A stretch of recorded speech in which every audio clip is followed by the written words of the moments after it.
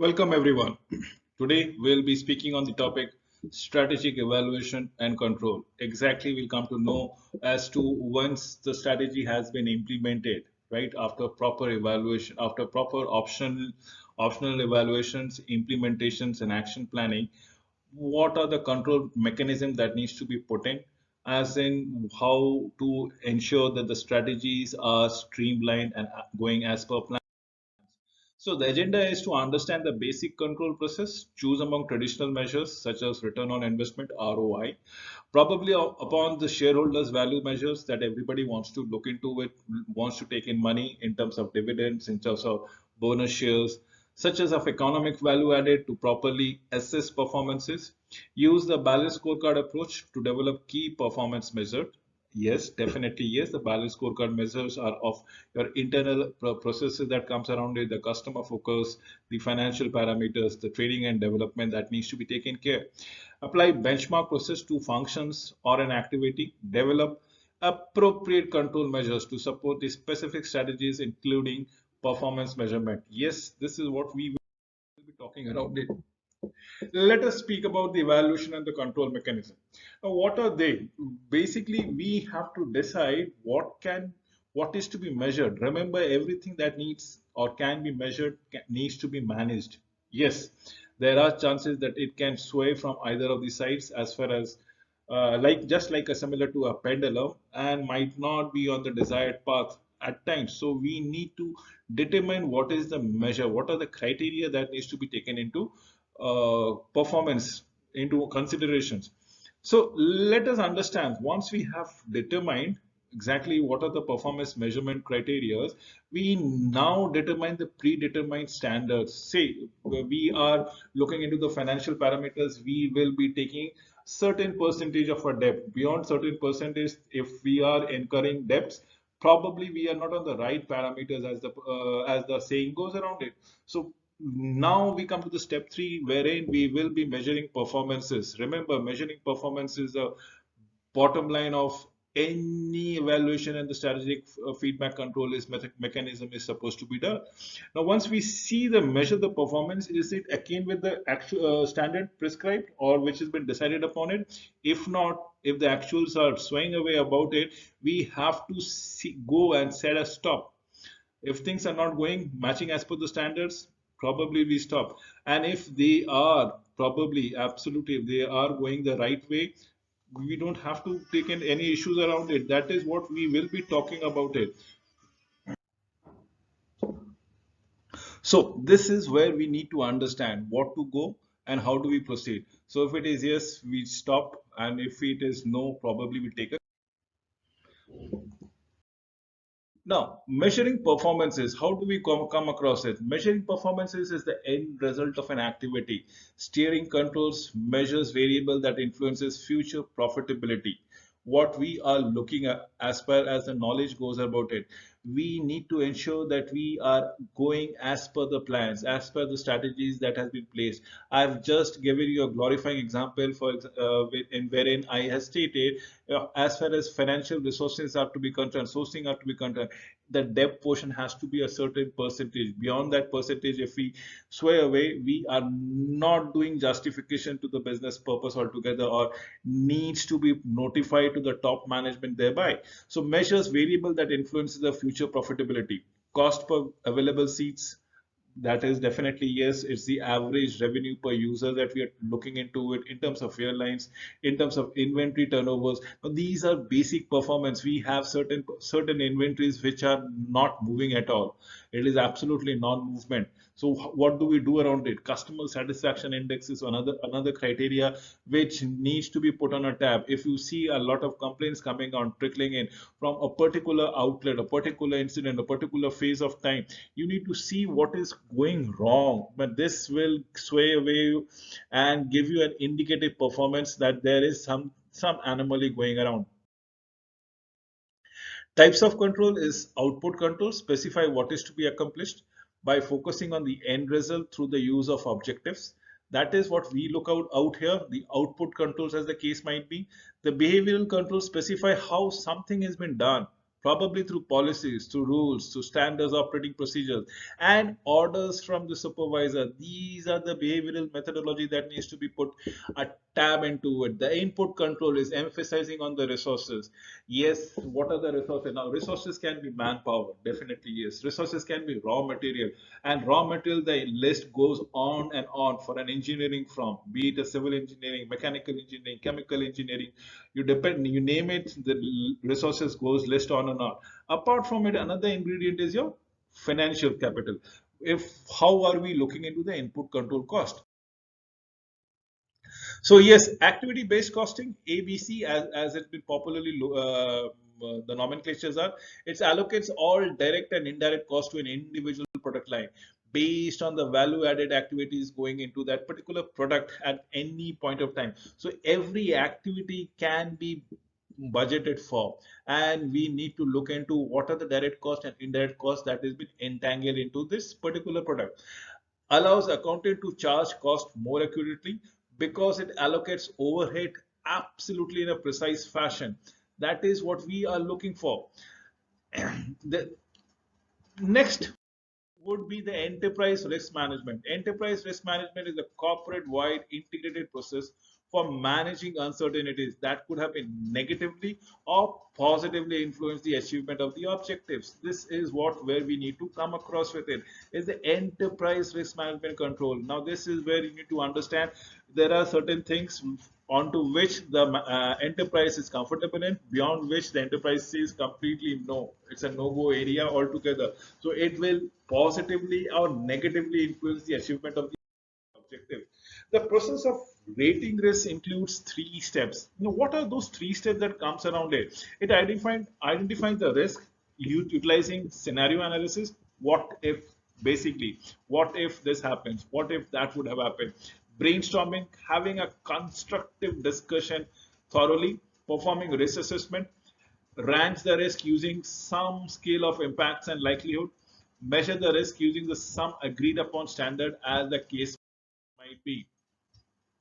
So traditional financial measures are return on investment, result of dividing the net income before taxes by the total amount invested in the company, typically measured by total assets. Earning per share is dividing net earnings by the amount of common stock that comes across, as the case might be. EPS is dividing almost the net earnings by the amount of total common stock that comes around it. Traditional financial measures, return on equity, is involves the net income by the total equity, the total capital that we have put in into that particular business. Operating expenses or operating cash flow is the amount of money generated by the company before the cost of financing and taxes. It is exactly a broad measures of the company's fund. Free cash flow is the amount of money a new owner can take out of the firm without probably harming the operation of the business, and that is free cash flow. It is the excess money that has been generated by the business and the business has not been impacted if you take that money out of the system, the business system I'm talking about here. So that is the traditional financial measures. Now, non-financial performance measures used by the internet business ventures are the stickiness, the length of the website visit. Probably these are the things that people are pondering about, because now businesses think that more the amount of time that the people spend on the website is mostly they are engaging about it. The business is able to engage the customers, the prospective customers, as the case. So the length of the website visits is a prominent parameter that comes into it. Then the eyeballs, the number of people who visits a website, these are the metrics that have been developed off late as a non-financial measures used by the internet or online thing. Mindshare is the brand awareness that comes around it. Let us talk about the shareholder value, the present value of anticipated future stream of cash flow from the business plus the value of the company if liquidated. Exactly what has been talking about it. EVA is economic value added, measures the difference between pre-strategy and post-strategy values of the business. Essentially, after tax, operating incomes minus the total annual cost of the capital, how exactly we are coming across it. This is what is of paramount importance. Now, talking about market values, now what has been market value added measures the difference of the market value of a corporation and the capital contributed by the shareholders and the lenders. So basically, shareholders and the lenders would be actually giving you based on the actual values or probably the book value of the performance of the business out there. But if the market is putting a premium into the business, probably looking at the future prospective income, that is the market value being added. So measures the stock market's estimates of the NPV or net present value of the firm's past and expected capital investment project thereby. That is what we look into it.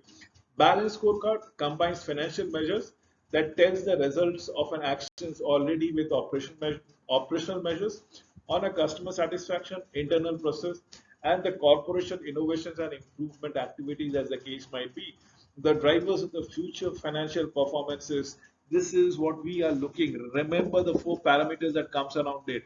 Number one would be a customer satisfaction, internal process, the corporate innovations and improvement activities which we need to talk about it. So we have the internal procedures, we have the customers satisfaction probably and the corporate innovations and improvement activities with along with the drivers of futures financial performance as the case might be. So yes, the four parameters which have been developed. Finance, how do we appear to the shareholders? Customers, how do customers actually view us, look at us? Internal business perspective, what are the areas that we should ensure that we excel in? Innovations and learning, can we continue to improve and create value for ourselves and the business thereby? This is what we are looking forward to it. Key balance scorecard is the measurements areas, measures that essentially are achieved for desiring a particular option strategically. Why do we choose a particular option? Then we n numbers of options for a organization to walk the path, but probably they employ certain things based upon the values, the ethics that they believe in. Now that is what the key performance measures are all about it. The chairman of the chief executive officer's feedback instrument are basically on four areas: company's performance. They are not interested into the day-to-day operation of the company altogether.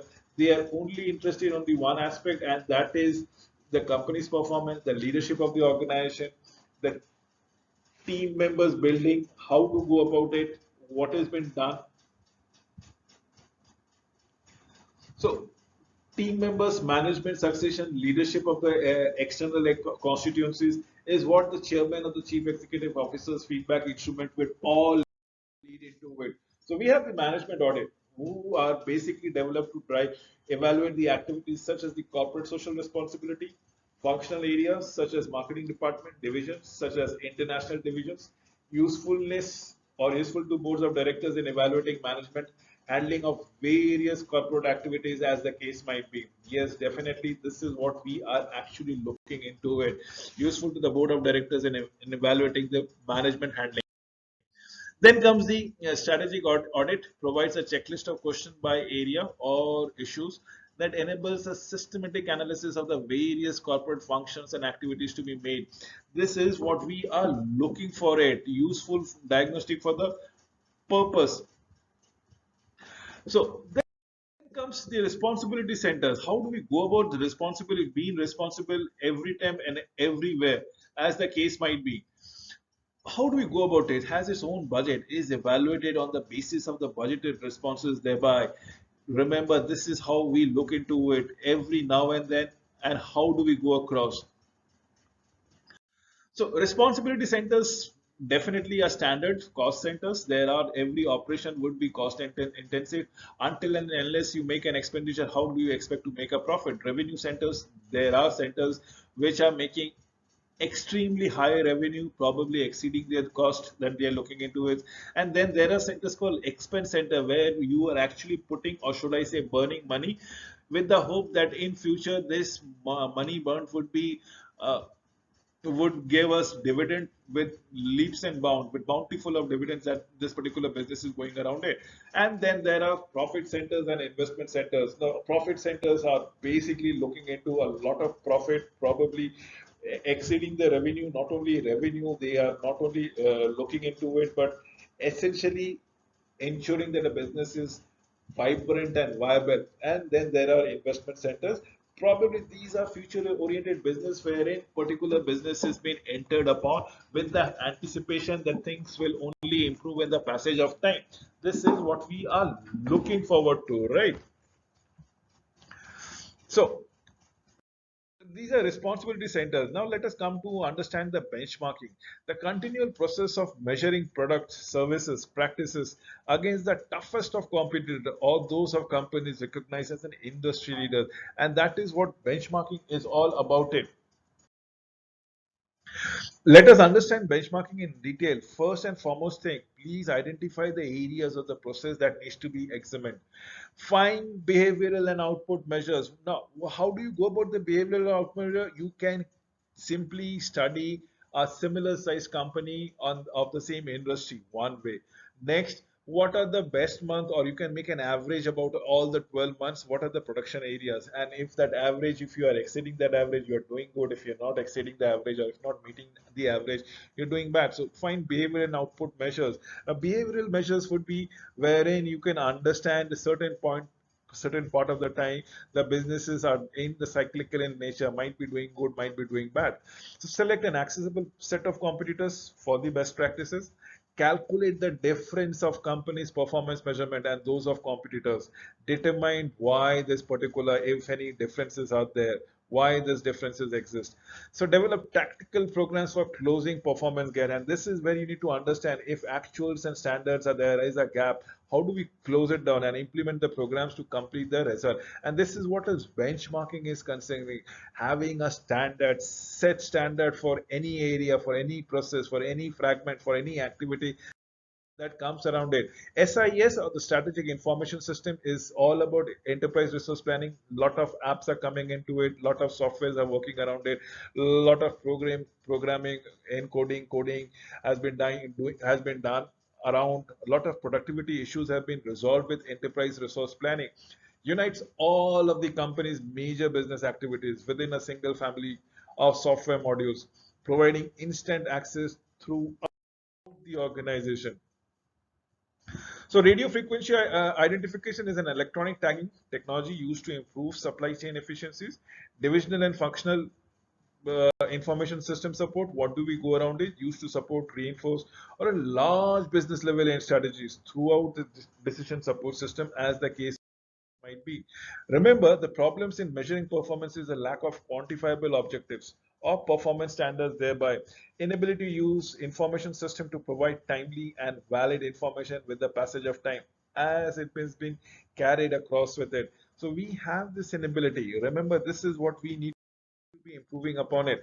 Now let us understand short-term orientation with respect to the long-term evaluation. Now what is happening is many a times executives, managers, directors don't even realize their importance.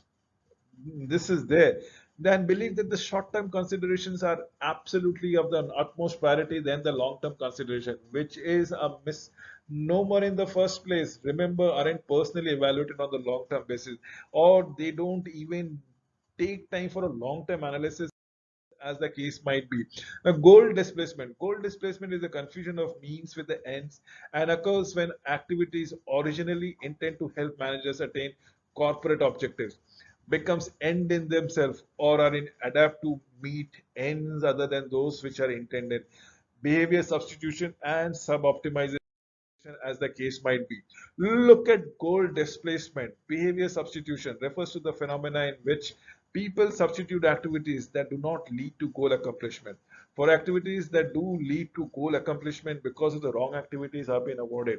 Now, this is what we need to understand as far as behavior substitution are all about it. Let us look into the activities which helps us in achieving the goal or augment us towards the goal achievement and probably deter, or probably discourage those activities which are not been goal oriented. So let us have a punitive actions towards it. Goal displacement is all about sub-optimization, refers to the phenomena of unit optimizations and the goal accomplishment to the determinant of the organization as a whole. This is what we are looking forward to it. This is the exact reasons for unit optimization as the goal accomplishment to determine the organization as a whole. Now, let me give you a proper guidelines for control. Number one, control should have a minimum amount of information. The more the information, the more clutter it becomes altogether. Please do not have a cluttered information. Go for a reliable picture of events or sequencing of events. Have meaningful activities going around. Remember the Pareto's analysis that has been talking around time and again is the 20% of the activities which involves the maximum number of cost as the case might be. This is what we need to go around it. If you can control the 20% of the activities, your things have been taken care of as far as the 80% of the cost or objectives achievement is required. Control should be timely. It should be on as on with when basis. Long term and short term goals should be used. Yes, control should be absolutely at the execution and aimed at pinpointing exceptions.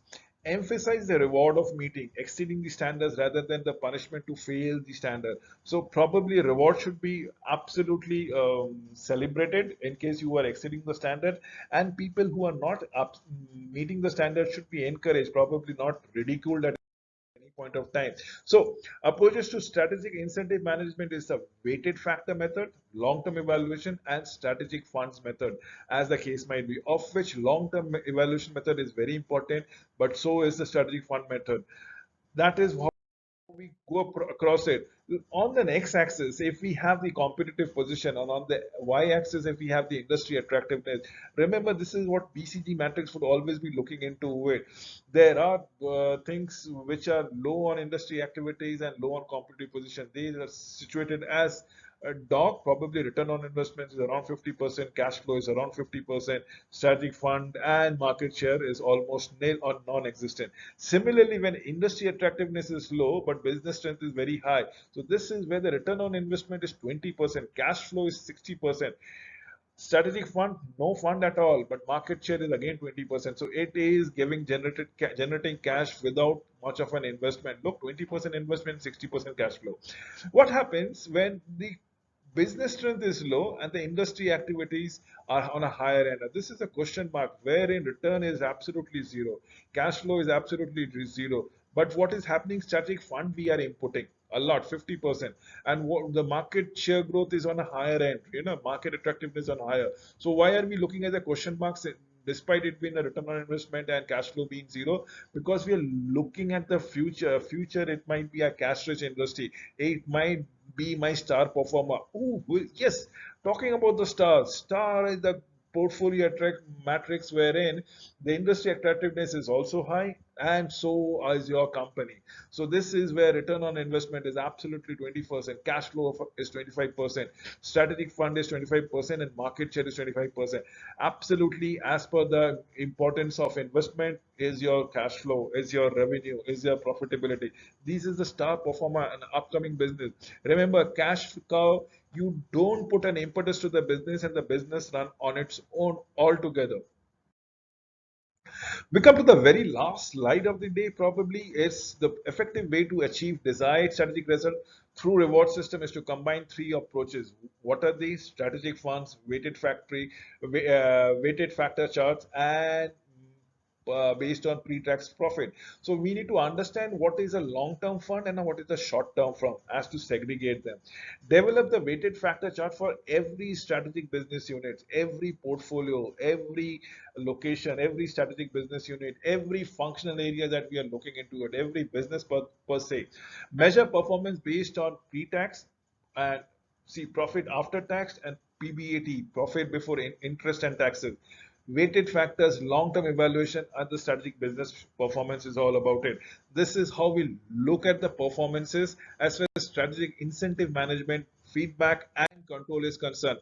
With these words, I wind up this particular presentation. Thank you for watching this video.